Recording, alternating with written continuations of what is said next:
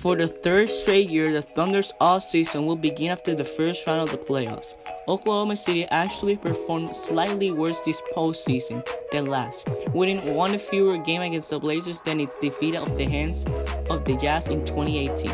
For a chunk of its regular season, OKC actually looked like a potential Warriors irritant, with Paul George shooting and defending at an MVP level, Westbrook heavily deferring, and a team defense that was the best in the league. Then the schedule tightened, and George injured his shoulder.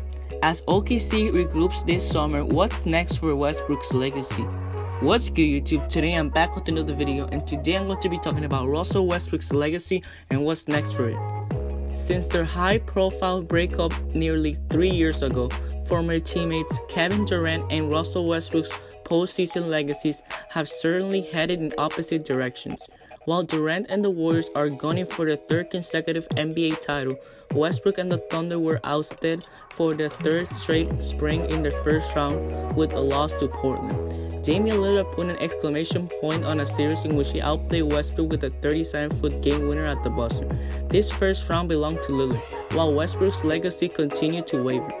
Westbrook was not better from the floor against the Blazers, shooting under 40% for his third straight playoff series, while engaging with his daily next question feud with the media. Next question. Is that a good sign for the rest of the playoffs?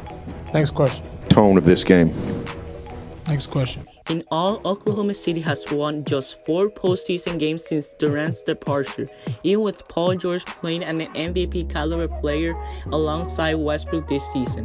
The calls for Westbrook to change his game have clearly fallen on deaf ears. Ross is obviously a net positive. Even when he was given free rein to carry out his worst impulses the first year after Kevin Durant's departure, he led the Thunder to 47 wins and collected a somewhat controversial MVP trophy. Westbrook is far from perfect.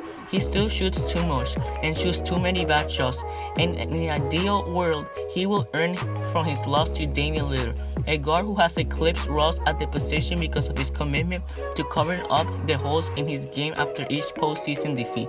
Every time Westbrook loses, he almost seems to grow more defiant, insisting he can win his way instead of making large changes to his game.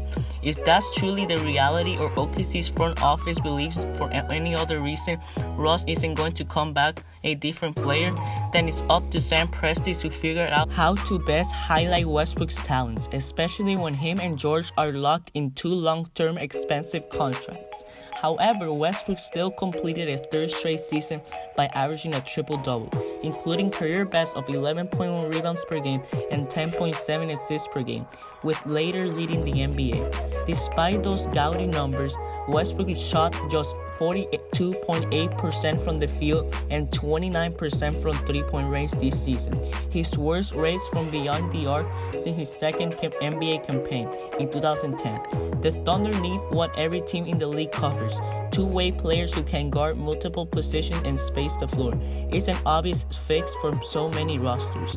There's a case to be made for trading Russ, but he's proven he can be an asset to a good team, and he and the organization clearly have a deep loyalty to one another, particularly after the Durant departure. Elsewhere, Billy Donovan isn't a bad coach, but he also hasn't been able to find creative ways to lift the team the last 2 years. See if forcing the team to slow its pace will help curb some of Westbrook's worst tendencies.